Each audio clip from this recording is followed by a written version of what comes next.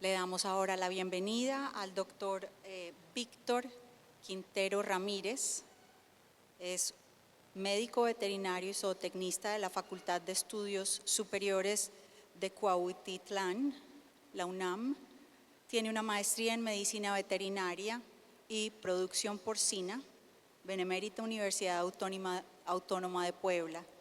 Es profesor definitivo en Patología Sistémica Veterinaria de la Facultad de Estudios Superiores de la UNAM, consultor de empresas porcícolas en México y Latinoamérica, y tiene una tesis dirigida en Patología y Producción Porcina con titulación, trabajos 31, ha tenido trabajos publicados en revistas y congresos, en total 175.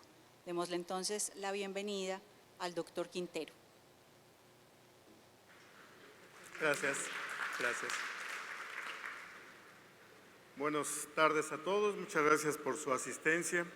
Agradecemos a la organización del Sexto Congreso Iberoamericano de Porcicultura la invitación para venir a compartir algunos conceptos de circovirus porcino con ustedes y el patrocinio de Boehringer Ingelheim para la asistencia a este evento. Vamos a hablar de una enfermedad que aparentemente tenemos dominada y controlada en el mundo, sin embargo, es una enfermedad que tiende a ir evolucionando y podemos llevarnos algunas sorpresas a nivel de la práctica diaria. Vamos a hacer una actualización de algunos conceptos de circovirus porcino. Hablando en general de este agente viral, circovirus porcino está relacionado con una familia del género Circoviridae. Este virus es uno de los virus más pequeños que existen, es ubicuo, está presente prácticamente en todo el mundo, causa importantes pérdidas económicas en las granjas en las que no se vacuna.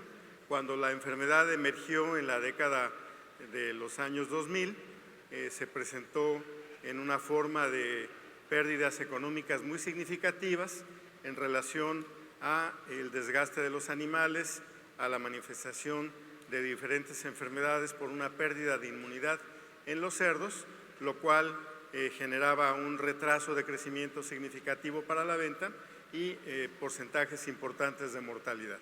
De ahí se genera una serie de propuestas vacunales, la mayor parte de ellas funcionan y en este sentido la enfermedad finalmente es controlada. Por eso es que es raro ya encontrar granjas que no tengan un programa de vacunación hacia circovirus. Sin embargo, de repente por algunas cuestiones económicas, algunas granjas llegan a interrumpir la aplicación con las presentaciones de problemas que usualmente tendríamos, como las veíamos hace 15 años. Otro punto dentro de la generalidad de la enfermedad, existen varios síndromes relacionados a lo que es como tal circovirosis porcina. Estos síndromes se les llama así porque están ubicados dentro de una gama de agentes secundarios asociados al circovirus y que se van a manifestar de diferentes formas. Por ello, hace algunos años se le consideró como una entidad y se le cambió el nombre. En la actualidad se llama enfermedades asociadas a circovirus porcino por ese concepto de multietiología en la presentación clínica de la enfermedad. El cuadro clínico más conocido por todos es lo que se llama PMWS o síndrome del desmedro, o también llamado síndrome del adelgazamiento postdestete, que fue el primer cuadro clínico que se describió relacionado con este virus. Dentro de las características propias del virus, es un virus DNA de cadena única, es un virus de un genoma circular no segmentado, es un virus pequeño, decíamos, tiene nada más 17 nanómetros de diámetro, comparado con un virus de peste porcina africana, pues es un virus muchísimo más pequeño. Se conocen tres grupos importantes de este virus. El virus original, que se descubrió a raíz de la evidencia del virus en cultivos celulares de origen porcino, es el circovirus tipo 1. Este era prácticamente un contaminante. En los cerdos no se había detectado la relación con alguna enfermedad y hasta la fecha se considera que el circovirus porcino tipo 1 es un virus inocuo. distribuido también en todo el mundo. En donde empezamos a tener problemas es con circovirus porcino tipo 2. Este PCV2 es el que inicialmente se relaciona con la enfermedad clínica. Inicialmente se identifica la variante A y con el paso de los años las posibilidades que tiene el virus de irse modificando dentro de la población de cerdos bajo la presión de la vacunación que ha modificado estas poblaciones y ha modificado sobre todo la susceptibilidad que puede tener al virus. Y una cosa importante de los virus, recordemos que los virus buscan nichos en los cuales poder sobrevivir, reproducirse, y uno de los mecanismos de sobrevivencia viral es la mutación. En ese sentido, el virus va tendiendo a modificarse para evadir la respuesta inmune de los animales.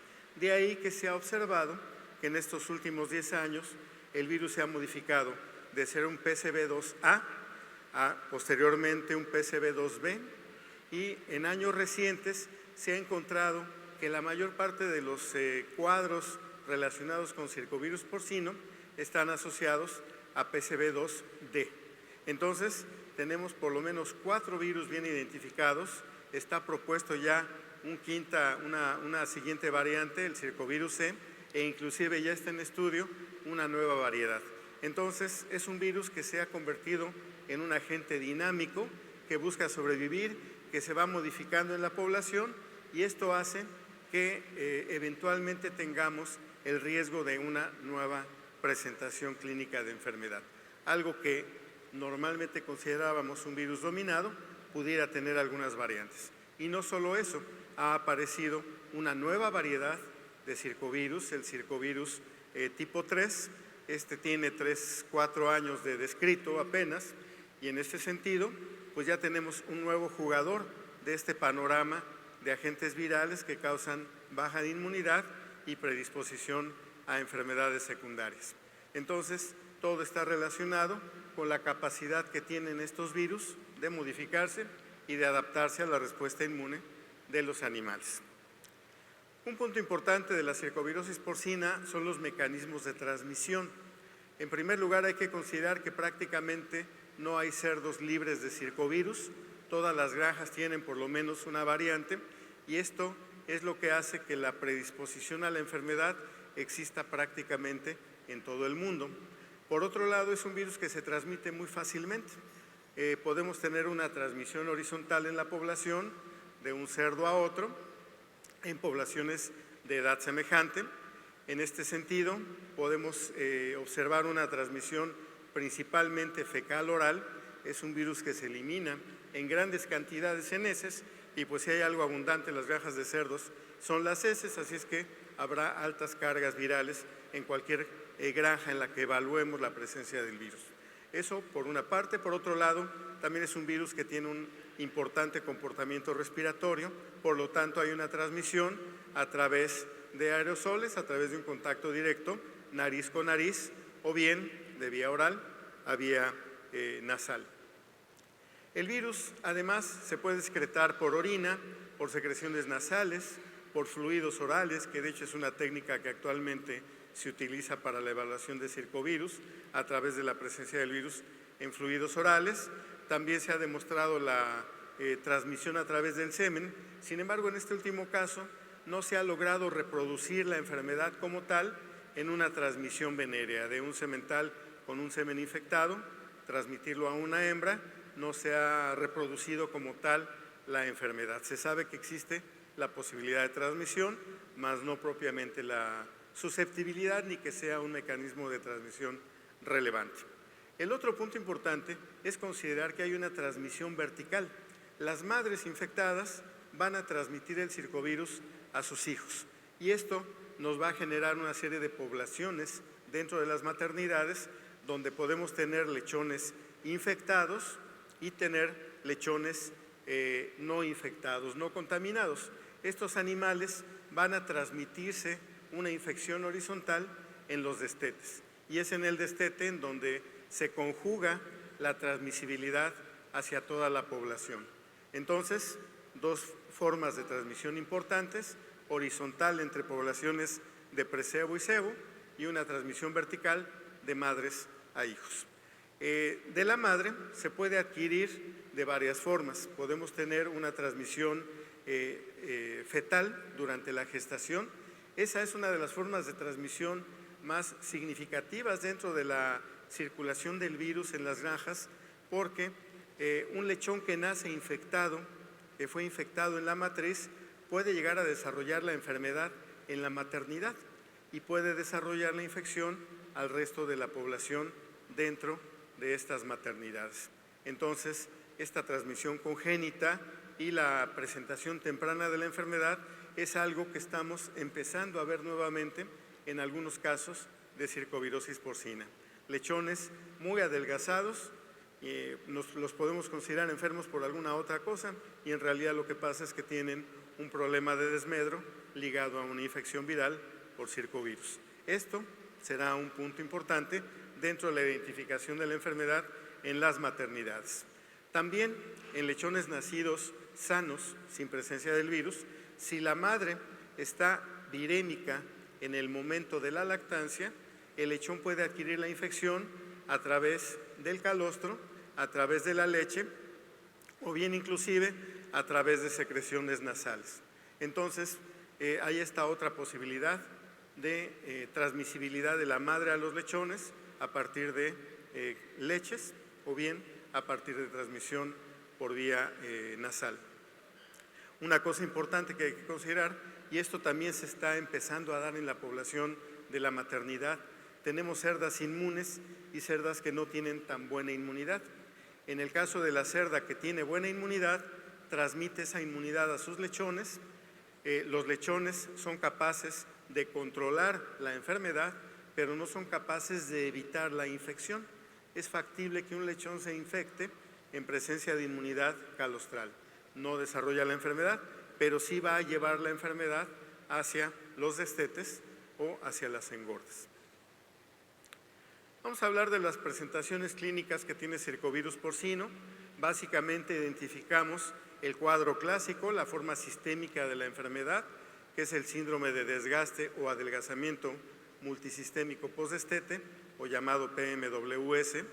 Este tiene la presentación clínica, que es la que se observaría en granjas no vacunadas, en donde pues no hay un nivel de inmunidad y por lo tanto el virus puede expresarse por completo, o bien en algunos casos de granjas vacunadas lo vamos a ver a nivel subclínico y eso es de lo que vamos a hablar más adelante, porque es que estamos observando nuevamente casos de circovirosis porcina.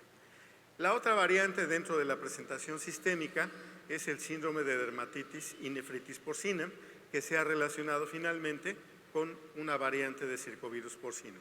También dentro de los síndromes, dentro de las enfermedades asociadas a circovirus porcino, podemos tener el síndrome respiratorio, donde el virus lesiona el sistema de defensa del pulmón, lo hace susceptible a presentación de infecciones secundarias y con ello tenemos un cuadro respiratorio, un cuadro neumónico en los cerdos afectados. También es muy común encontrarnos dentro de esta presentación subclínica el síndrome digestivo, en donde los cerdos presentan episodios de diarrea que podemos relacionar con algunos agentes bacterianos intestinales, por ejemplo la Ausonia intracelularis, podemos relacionarlo con braquispiras y en estos casos el agente primario, el agente que está deprimiendo la inmunidad digestiva es circovirus. Manifestación diarrea, el diagnóstico es un poco más complejo, nos podemos estar orientando al control de problemas diarreicos sin considerar que puede haber un agente viral involucrado como agente primario. Entonces, ojo también con este otro aspecto, el cuadro digestivo. Finalmente, hay circovirosis a nivel reproductiva. Comentábamos que hay transmisión del virus en la cerda durante un proceso virémico hacia los fetos. Y en estos casos podemos tener algunos procesos de falla reproductiva. Para ilustrar un poco y que pues quienes ya debido a la vacunación pues no recuerdan cómo es que se ve una circovirosis porcina desde el punto de vista clínico, pues basta recordar con estas dos imágenes que tenemos la característica de un cerdo sumamente adelgazado, un animal que se distingue del resto de sus compañeros por el grado de emaciación que presenta. Es un animal delgado que se le ven las puntas de los huesos, se le ve sobre todo la columna vertebral, hay un retraso considerable de peso y muchos de estos cerdos acaban siendo de desecho. Lo podemos ver en el destete, como en el caso de la imagen de la izquierda, o bien lo podemos ver, como en el caso de la imagen de la derecha, en las cebas o en las engordas, en donde muchos cerdos empiezan a desarrollar este proceso de adelgazamiento gradual, pérdida de condición corporal, retraso severo en el peso, lo cual va a hacer que estos animales se acaben vendiendo como cerdos de desecho. Nunca van a alcanzar un peso de venta a mercado. El mismo fenómeno clínico, cerdos muchas veces neumónicos, con diarrea, adelgazados, con las apófisis esqueléticas evidentes. Eso es muy característico de la enfermedad en las engordas. Y bueno, originalmente podíamos ver en granjas previo a disponer de las vacunas hasta un 20% de la población con esas características clínicas de adelgazamiento severo. A la necropsia, uno de los pilares para hacer el diagnóstico de circovirosis porcina, pues algunas lesiones características se orientan sobre todo a los tejidos linfoides, que son los que presentan propiamente a la lesión primaria del virus. El circovirus porcino es un virus que afecta a los tejidos linfoides, se multiplica en las células linfoides precisamente, y esto genera una respuesta inflamatoria en los linfonodos, en los ganglios linfáticos, inclusive en el vaso, puede ser en el timo, en las placas de Peyer, en los tejidos linfoides respiratorios. Es una enfermedad que da un proceso virémico difundido en todo el animal y va a presentar lesiones en todos estos órganos. Los más evidentes, lo que puede uno orientarnos a nuestro diagnóstico, es por ejemplo en la imagen de la izquierda, los linfonodos inguinales aumentados al doble o al triple de tamaño. Podemos ver en la imagen media dos nodulaciones que corresponden en cada pierna a los nódulos linfoides del tejido de la pierna, perdón, se me pasó aquí el nombre del tejido muscular al que corresponden esos tejidos linfoides, pero bueno, el crecimiento linfoidal es muy significativo. Otro tejido linfoide muy evidente por su crecimiento es el tejido mesentérico, en donde el linfonodo mesentérico, que está en el extremo derecho, está severamente aumentado de tamaño, y cuando hacemos una revisión histológica, en todos los casos tendremos una inflamación severa del tejido linfoide con una pérdida en la producción de linfocitos maduros, lo que ocasiona una inmunodepresión. Popliteos, perdón, se me olvidaba, la foto de en medio son los linfonodos popliteos los que están afectados, y es muy característico en los cuadros de circovirosis porcina. La otra presentación clínica, el llamado PDNS o síndrome de dermatitis y nefritis porcina, recibe su nombre por las manchas características que se observan en la piel de los cerdos.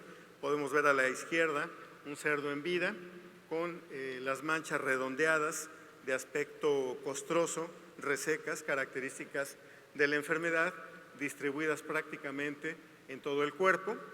En la foto de en medio podemos observar otra vez el crecimiento severo de los linfonodos inguinales con las manchas características en la piel. En la foto de la derecha, manchas blancas en los riñones, también muy características de este síndrome. Además, un crecimiento considerable de los riñones, que es una peculiaridad de la enfermedad. Los riñones se inflaman considerablemente, esto hace que aumenten de tamaño y además presenten ese manchado blanquecino. El otro síndrome, que puede ser característico, síndrome de falla reproductiva, donde tendremos problemas de infertilidad, abortos y presentación de fetos momificados y nacidos muertos, nacidos virémicos inclusive, dentro de este patrón de enfermedad que afecta a cerdas que no estaban inmunes y que fueron afectadas por el virus durante la gestación. Ahora bien, a lo que vamos propiamente dentro de este fin del resumen de cómo se ve la enfermedad clínica de circovirus porcino, vamos a pasar a la pregunta que finalmente nos inquieta y es un poco motivo de retomar pláticas relacionadas a circovirosis porcina. ¿Ha cambiado la presentación de la enfermedad? ¿Por qué de repente empezamos a ver nuevamente casos clínicos muy sugestivos a circovirus y que nos aparecen con positividades? Vamos a considerar estos puntos que tenemos para desarrollar en las siguientes imágenes. Puede ser que haya una modificación en el patrón de infección debido al uso de vacuna. Estamos utilizando una vacuna que modifica la inmunidad de los cerdos varían su susceptibilidad. Teóricamente podríamos haber eliminado el virus de los animales y sin embargo el virus persiste en ellos, buscando nichos de oportunidad para mantenerse vivo, multiplicarse y modificarse. Entonces, las granjas tienen un patrón de inmunización, pero también pueden tener un patrón de desarrollo de nuevas variantes de la enfermedad. Otra cosa, la respuesta inmune puede tener una variación dentro de este patrón de variantes nuevas de circovirus porcino. Ya no estamos enfrentados al circovirus original, al circovirus tipo 2A, ya tenemos otras 3 o 4 variantes nuevas que están desafiando a nuestra población. Y esto debemos tenerlo en cuenta para respondernos esta pregunta de si ha cambiado la presentación de circovirus porque hay nuevas variantes. La otra cosa, los años han hecho que tengamos poblaciones de madres vacunadas, sin embargo, también el patrón de inmunidad materna puede hacer que varíe la respuesta hacia la vacunación, sobre todo por modificaciones en los programas vacunales. La edad de vacunación es muy importante para generar inmunidad y también esto va relacionado con inmunidad materna y con la edad de circulación del virus en las poblaciones animales. Entre más tardía es la circulación, es más factible que una vacuna aplicada tardíamente funcione. Sin embargo, en etapas donde la circulación del virus es temprana o los lechones nacen infectados, nuestro patrón de enfermedad y de inmunidad puede cambiar. El estado de salud del lechón es muy importante al momento de la aplicación de la vacuna y esto, bueno, lo vamos a tocar un poco más adelante. Y finalmente podemos tener fallas vacunales por errores en la vacunación. Es muy común que demos por hecho que nuestro personal aplica correctamente las vacunas. Desgraciadamente, eso empezamos a ver que no siempre es cierto. Podemos tener errores en el proceso de vacunación. De hecho, en la tendencia que tenemos en algunos países de hacer granjas cada vez más grandes, las poblaciones animales son mayores, no siempre tenemos la cantidad de personal necesario para manejar a los animales y de repente, bueno, ahora podemos comentar, en México la tendencia o la moda es hacer granjas de 10,000 vientres. Cuando tenemos 10,000 vientres tenemos 500 partos a la semana, por lo tanto tenemos 6,000 cerdos que vacunar cada semana. Y si tenemos poco personal, es muy probable que el personal a los primeros 2,000 o 3,000 cerdos ya esté cansado, vacunarán correctamente los otros 6,000 cerdos y además no se vacunan una sola vez, generalmente reciben varias vacunas. Entonces, cuando multiplicamos las horas hombre que se requieren, la cantidad de animales que tenemos que manejar, la cantidad de personal que tenemos, el esfuerzo que representa la vacunación, simplemente el agotamiento de levantar cerdos, todos los que hemos levantado cerdos, normalmente a los 50 cerdos pues ya estamos adoloridos porque es muy cansado y entre más grande el cerdo, mayor aún. Si vacunamos cerdos de 18 o 19 días, estamos hablando de levantar un animal que tiene alrededor de 5,5 kilos, 6 kilos en el mejor de los casos, 6,5 kilos. Hacerlo eso 6,000 veces, realmente consideren lo agotador que debe ser. Entonces, es parte de nuestros procesos de manejo que tenemos que evaluar en granja. Por eso a veces tenemos fallas vacunales y no por mala intención del personal. El personal está cansado y tenemos 2 personas para vacunar miles de cerdos. Vamos a arrancar un poco qué es lo que esperamos de un programa de vacunación a circovirus porcino tipo 2. Normalmente pues hacemos una vacunación constante dentro de la población a fin de bajar la presión de infección. Entre más nos acercamos al 100% de población inmune, el porcentaje de presión de infección es menor. Entonces, bueno, esperamos que todos estén adecuadamente vacunados, todos estén protegidos. Esto implicará que si evaluamos por PCR la presencia de cerdos virémicos, esto sea un mínimo o definitivamente no encontremos animales virémicos en la granja. En ese caso, los PCRs nos darán títulos negativos, no hay presencia del virus. Por otro lado, si hacemos una prueba de ELISA, los anticuerpos circulantes serán altos, por lo tanto, el nivel de inmunidad será el adecuado para la granja y el 100% de la población deberá tener este nivel de inmunidad. Ante este escenario, no tendríamos signología clínica, la enfermedad existe en la granja, pero no se manifiesta. Sin embargo, consideremos esto, el virus no desaparece, el virus lo tenemos en algunos animales portadores y estos están esperando el momento adecuado para manifestarse. A lo cual pues nos lleva que si el virus no desaparece y nuestra respuesta a la vacunación no es la adecuada, estaremos ante una situación de susceptibilidad de algunas de estas subpoblaciones dentro de la granja. Y esto nos dará en animales en los que sospechamos que hay enfermedad, pues títulos altos a PCR, una cantidad de copias virales elevada, lo que quiere decir que pudiéramos tener animales que están teniendo viremia, o bien animales que a la prueba de ELISA nos pueden resultar negativos o con títulos muy bajos. Entonces ya estamos observando una subpoblación que está variando en la manifestación del virus. El virus está encontrando oportunidades para manifestarse y esto generará la aparición de signos clínicos y las lesiones características de la enfermedad. ¿A qué se debe este proceso? Podemos tener varios factores que alteren la respuesta inmune a la vacuna y es un poco lo que vamos a ver en el siguiente punto. Si hay estos factores, si se altera todo este proceso, podemos tener la manifestación clínica con signos y lesiones, es decir, la enfermedad. Hay diferentes programas de vacunación, tenemos diferentes vacunas, normalmente las granjas eligen el programa de vacuna que más se adapta a sus necesidades y es muy importante considerar esto. El programa de vacunación se elige de acuerdo a las características sanitarias de la granja, la cantidad de agentes que actúan en coinfección, el tipo de movimiento que se hace con los animales, un poco recordando, bueno, si tenemos que vacunar 6,000 animales, pues a veces si aplicamos otras dosis, pues se nos puede complicar la situación por la cantidad de animales que tenemos que vacunar. Y bueno, dentro del espectro que tenemos de vacunas, tenemos vacunas a una sola dosis, en una vacuna subunitaria, tenemos vacunas a 2 dosis, en vacunas subunitarias, tenemos virus quimeras, es decir, híbridos de virus que se han combinado para manifestar antígenos y de esta manera generar inmunidad. También tenemos vacunas a virus completos, es decir, tenemos una gama de opciones para vacunar. Sin embargo, siempre debemos hacernos esta pregunta cuando estamos utilizando el programa y lo evaluamos. ¿Realmente estamos utilizando el programa adecuadamente y nos está generando protección? ¿O tenemos que hacer una valoración del sistema de vacunación que estamos aplicando? Eso es una parte fundamental.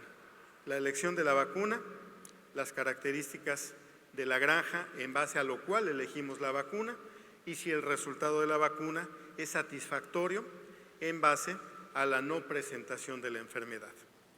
Ahora bien, sabemos que están apareciendo nuevas cepas virales. La pregunta, obviamente, en los últimos años fue, bueno, si ya tenemos circovirus porcino 2B y 2D, que ahora son los prevalentes en la población, la vacuna que tenemos protege contra esas variantes.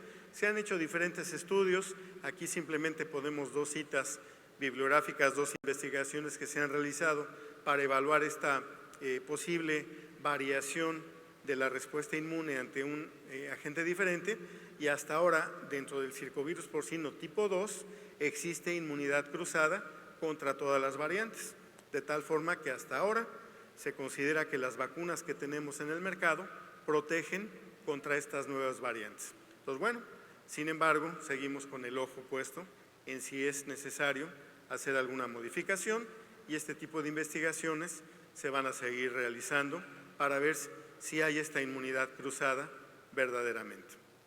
Otra cosa que hay que considerar es la inmunidad materna cuando estamos vacunando al lechón, sobre todo considerando la edad de aplicación.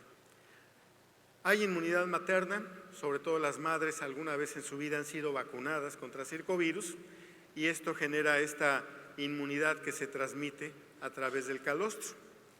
Esta inmunidad calostral tiene un periodo de duración. También depende del tipo de vacuna que utilizamos, es el tipo de anticuerpo que generamos como protección materna. En términos generales, esperamos que la inmunidad materna no bloquee a nuestra vacuna y por eso tratamos de alejar lo más posible la vacuna de la fecha de parto, tratando de que la inmunidad materna no bloquee al antígeno vacunal. Por ello es que usualmente aplicamos la vacuna entre el día 14 y el día 21. En las granjas que destetan hasta 28 días, podemos inclusive retrasar un poco más el calendario de vacunación y aplicarlo dentro de un rango de hasta 24 días. En ese sentido, podemos tener la garantía de que no habrá un bloqueo de inmunidad materna. No es adecuado, en mi opinión, aplicar vacunaciones muy tempranas, vacunaciones antes de los 7 días e inclusive antes de los 14 días, porque la respuesta inmune puede ser limitada, el antígeno vacunal puede ser bloqueado por los anticuerpos maternos. Se sabe que a pesar de todo y sobre todo en el estudio con vacunas subunitarias, tenemos que la inmunidad materna tiene poco efecto, aún en presencia de altos títulos de anticuerpos maternos. Ahí hay una referencia de un trabajo de investigación en donde se evalúa la inmunidad materna y cuál es la posible respuesta a la vacuna en títulos altos y en títulos bajos. Aparentemente, en cualquiera de los dos escenarios podemos tener una respuesta favorable a la vacunación. Entonces, bueno, podemos tener ese escenario de aplicar la vacuna en el momento más adecuado, cercano a la fecha de destete.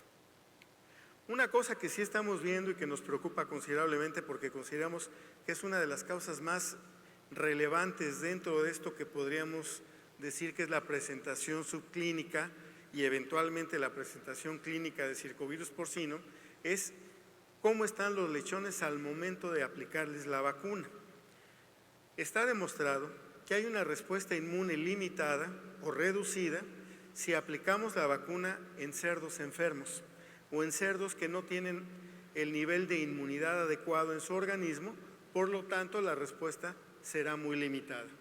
En ese sentido, y sobre todo cuando tenemos circulaciones de virus de Pierce en maternidades y sabemos que tenemos lechones virémicos al momento de aplicarles la vacuna de circovirus, esto nos puede crear una limitante y la población, estos cerdos virémicos a Pierce, tendrán una respuesta pobre a la aplicación de vacuna de circovirus.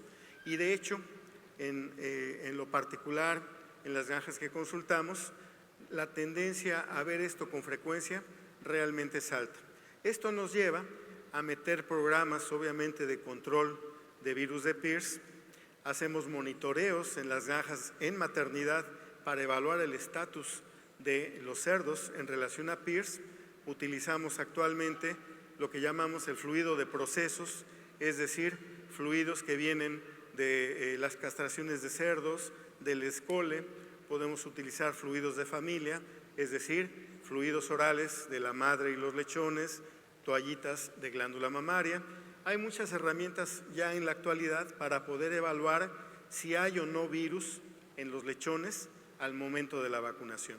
Si tenemos una granja inestable a virus de Pierce, normalmente la respuesta a vacuna de circovirus será limitada. Y esto entonces determinará que en el destete o en la engorda aparezcan animales retrasados que pudiéramos relacionar con esta falla vacunal.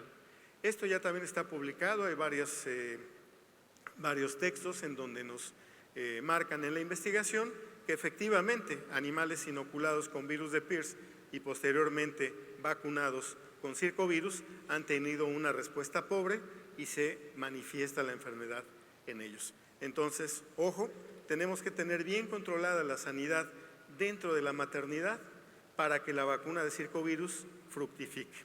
De otra manera, tenemos el riesgo de enfermedad. Esto hay que tomarlo en cuenta, sobre todo cuando tenemos esquemas de vacunación a 2 dosis, porque viene un problema adicional. A veces tenemos la maternidad en muy buenas condiciones, los lechones no están virémicos, la granja es estable a PIRS, a otros agentes, muy bien. Pero en granjas con PIRS, lo habitual es que el PIRS circule en la preceba o en el sitio 2. En este caso, normalmente en los lechones entre la 5ª y la 8ª semana tienen una circulación de virus de PIRS natural. En este caso, ¿qué es lo que va a pasar? Si nosotros aplicamos una segunda dosis en una población que está circulando virus, pues otra vez vamos a tener el mismo efecto, una muy pobre respuesta inmune ante esta aplicación de vacuna. Y bueno, pues no es raro que estén nuestros lechones en estas condiciones, afiebrados, deprimidos, neumónicos inclusive, con algunas infecciones secundarias, y pues sea el momento de la segunda dosis. ¿Qué hacemos en este caso? Pues a veces tenemos que retrasar la vacunación, lo que hace que el efecto booster sea más limitado. En fin, podemos tener una serie de problemas en relación a esto. Y también lo que llegamos a ver es que el hecho de vacunar un biológico en el sitio 2 genere un estrés suficientemente alto como para activar virus de PIRS o bien activar algunas otras enfermedades. Comúnmente vemos, por ejemplo, Haemophilus parasuis, y en este caso, pues simplemente en la imagen vemos que están arrinconando a los lechones para vacunarlos. Pues para empezar ya es una invasión a la intimidad del puerco, el meterse al corral, meterlo en un cajón, arrinconarlo, los cerdos se agitan, los cerdos corren, pueden ver que la foto no está movida artificialmente, en realidad los cerdos estaban corriendo y por eso todos los cerdos aparecen movidos. ¿Por qué? Porque están aterrorizados. Ese estrés, pues finalmente va a ser bajo efecto en la segunda aplicación y por otro lado, la posibilidad de que se active virus de PIRS. Ahora bien, tenemos un nuevo jugador y nos debemos preguntar, ¿la causa de lo que estamos viendo como cuadro clínico será un circovirus tipo 3?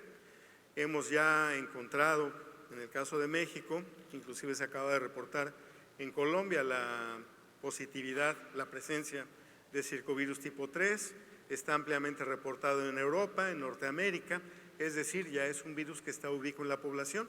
Y una mala noticia, aquí sí las vacunas no tienen una inmunidad cruzada contra circovirus tipo 3. La otra parte de la historia es que hasta ahora no se ha demostrado que circovirus tipo 3 sea realmente la causa de un problema de circovirosis, porque no se ha logrado reproducir la enfermedad. Sin embargo, se encuentra frecuentemente el virus en animales que presentan cuadros sugestivos de circovirus. Entonces, todavía no está demostrado, todavía está la duda, sin embargo, es un jugador que tendremos que ir considerando en lo futuro.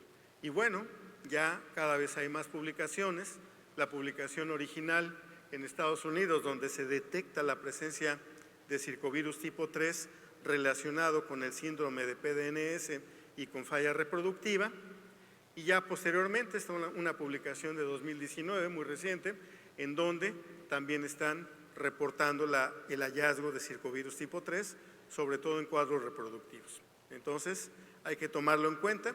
En México hemos visto algunos casos sugestivos de circovirus tipo 3. ¿Cómo es que lo evidenciamos clínicamente?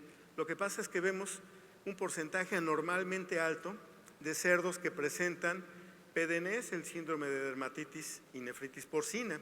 Y lo que observamos es esto, estas imágenes corresponden a la misma granja y prácticamente en cada corral nos encontrábamos 1 o 2 cerdos con PDNS. Lo usual es que veamos un cerdo con esto en toda la granja.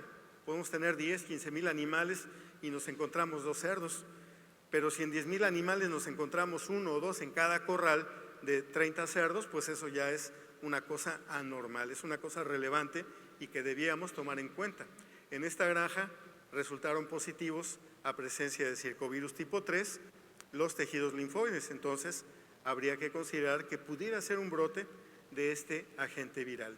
Desde luego, pues no estamos llegando a la reproducción de la enfermedad, sin embargo, tenemos evidencias clínicas al respecto. Entonces, ojo cuando tenemos un nivel anormalmente alto de PDNS. Puede ser que no solamente sea circovirus, que sea circovirus tipo 3. Inclusive en las cerdas podemos llegar a encontrar esta manifestación cutánea. Vean la cerda cómo tiene múltiples costras en todo el cuerpo, particularmente en la cara, muy sugestivo del cuadro de circovirus tipo 3 relacionado a PDNS. Además encontramos neumonías intersticiales, manchas en el hígado, manchas de color claro, ahí lo podemos ver en la foto segunda, en la parte inferior, un hígado manchado, un pulmón que no colapsa, que está inflamado, que está edematoso, con un puntilleo sugestivo de una neumonía intersticial y además un cuadro neumónico secundario. Vemos aumento de tamaño de los linfonodos mesentéricos, ahí muy prominentes entre el intestino, y además vemos los riñones con las manchas blancas características de la nefritis, del cuadro de lesión glomerular característico de PDNS. Y además también se está reportando el hallazgo de PCV3 en fallas reproductivas. Y esto es, pues detectamos el virus sobre todo en lesiones miocárdicas. La foto de la derecha de abajo es una histopatología de miocardio, donde podemos ver un infiltrado inflamatorio característico de miocarditis, que corroboramos en este caso presencia de circovirus tipo 3. Además se observan abortos, nacidos muertos y daños embrionarios. Entonces, bueno, es otro agente que hay que considerar hacia un futuro que puede difundirse dentro de la población. Y bueno, la verdad es que así empezamos con circovirus tipo 2 y en 2-3 años ya teníamos una explosión mundial de circovirus tipo 2 causando problemas muy graves hasta que apareció la vacuna. No podemos descartar que este virus, que está apenas empezando un proceso de actividad y movimiento, en el futuro represente otro dolor de cabeza. Falla vacunal. ¿Por qué nos falla la vacunación? Pues comentábamos un poco este manejo de poblaciones que puede ser difícil en aplicación de vacuna. En algunas granjas deciden que hay que aplicar media dosis porque pues, hay que ahorrar dinero. Sin embargo, sabemos que la masa antigénica no va a ser la correcta y en este caso la respuesta inmune será muy limitada comparada con aplicar una dosis completa. Pero también podemos tener problemas en la cadena fría. Nos hemos llegado a encontrar vacuna que se coloca en los anaqueles sin refrigeración porque dicen, pues al fin que es una vacuna inactivada, a esa no le va a pasar nada. Y entonces pues deciden no meterla al refrigerador que tienen lleno de refrescos y la vacuna en el anaquel. Ahí tenemos un error grave, errores en el transporte de la vacunación. Siempre es muy importante garantizar la cadena fría en nuestros proveedores para saber que estamos aplicando un producto que fue conservado correctamente. Un error muy frecuente, tomamos las jeringas usadas, las enjuagamos, pensamos que el agua es purificante y con esa misma jeringa con la que inyectamos antibióticos, inyectamos analgésicos, pues lo que sigue es inyectar una vacuna, sin saber que muchos de los químicos que vienen en este tipo de productos pueden degradar o precipitar el antígeno vacunal y entonces ya no nos va a servir de nada. Peor aún, hemos encontrado gente que ocupa su jeringa para aplicar antibióticos, enjuagan en agua y luego las meten al cloro para que se desinfecten. ¿Qué va a pasar en este caso? Pues otra vez tenemos una vacuna que va a pasar a través de una sustancia química que puede ser precipitante. Entonces, normalmente debemos aplicar vacunas con agujas nuevas, jeringas nuevas, para reducir el impacto que tendría una mala vacunación por tener malos materiales, por tener materiales reciclados. Esto no debe ser adecuado. También ya está en marcha el uso de vacunas sin aguja, que probablemente sea el futuro para las vacunaciones, dado que con ello nos evitamos este paso de tener que comprar miles de jeringas y de agujas, pues aparte de atentar contra el medio ambiente, porque tenemos que tirarlas a la basura, pues se presta mucho al reciclado y a tener problemas. Otra cosa, se aplicó bien a todos los cerdos, el sitio de aplicación fue el correcto, no se derramó la vacuna porque el cerdo se movió y el muchacho ya está cansado y entonces pone la vacuna, el cerdo se mueve, se le sale la aguja pero vacuna el aire y entonces pues suelta el cerdo, ¿no? Y ese cerdo ya no quedó vacunado. En fin, aplicación a cerdos enfermos, ya comentamos este aspecto. Finalmente, la sugerencia, hagan auditorías de vacunación para ver que la vacuna se está aplicando correctamente. Otra cosa que recomendamos, hay que correlacionar cuánta vacuna compramos con cuántos cerdos aplicamos, porque a veces se dan sorpresas y resulta que compramos menos vacunas que cerdos para vacunar. Y ahí pues vamos a tener otra falla. Otra cosa de que debemos considerar es realmente circovirus, lo que estoy viendo en los cerdos. No será posible que sean cerdos con bajo peso al destete y por lo tanto se fueron adelgazados a nuestras presebas y por ello los estamos viendo muy afectados. ¿No será que tuvimos un proceso diarreico, ahora que hay virus de PET en algunos países? ¿No será que esos cerditos que tuvieron diarrea están muy adelgazados y no tienen la capacidad digestiva adecuada? ¿No será que estamos en un proceso virémico en maternidad y los lechones que tenemos en el destete son animales que están todavía virémicos a PIRS, que tenemos una circulación de influenza en el destete? Todo esto nos puede hacer cerdos delgados y no necesariamente lo que estamos viendo son cerdos con circovirus. Entonces, consideremos todas estas enfermedades como posibles diagnósticos diferenciales. Otra cosa importante, el diagnóstico. Muchas veces nos guiamos solamente por una prueba de ELISA, por una prueba de PCR, tratando de identificar animales virémicos. La realidad es que muchos cerdos sanos también están virémicos, porque es un virus que habitualmente está presente en la población y en algunos cerdos puede circular por vía hemática. No solamente se debe diagnosticar circovirus por una prueba serológica, también se debe identificar, como lo mandan los preceptos clásicos del origen del diagnóstico de circovirus, mortalidad alta, al doble por lo menos de la que traíamos habitualmente, la signología clínica de adelgazamiento, palidez, ictericia de los cerdos afectados, lesiones a la necropsia, los que ya vimos, sobre todo aumento de tamaño considerable del tejido linfoide, las lesiones histopatológicas que nos dan una guía indiscutible del daño que está ocurriendo en el tejido linfoide y que podemos diferenciar de otras enfermedades. Además, una prueba de inmunistoquímica que nos diga sin lugar a dudas que el virus está en ese tejido inflamado. Entonces, son puntos a tomar en cuenta para la confirmación de un diagnóstico. No nos quedemos solamente en la prueba serológica porque es limitada y no nos ilustra exactamente lo que está pasando como cuadro de lesión en el tejido linfoide. Y bueno, para terminar, algunos comentarios finales. Los programas de vacunación funcionan bien si se aplican bien. Existen nuevas variantes de circovirus, aparentemente las vacunas actuales generan una inmunidad cruzada, sin embargo seguiremos analizando esta situación y se seguirá haciendo investigación al respecto. Ante una presentación de circovirusis en una granja, tenemos que evaluar nuestro protocolo de vacunación y ver si todos los manejos que estamos haciendo son los correctos, sobre todo si los lechones que estamos vacunando están sanos o bien tienen un problema asociado que está deprimiendo la respuesta inmune a la vacuna. Es muy importante que confirmemos el diagnóstico cuando tenemos la sospecha de una presentación de circovirus y finalmente vamos considerando este puntito por ahí alrededor, la posible presencia de circovirus tipo 3 en algunos cuadros que estamos viendo como manifestación clínica de circovirus.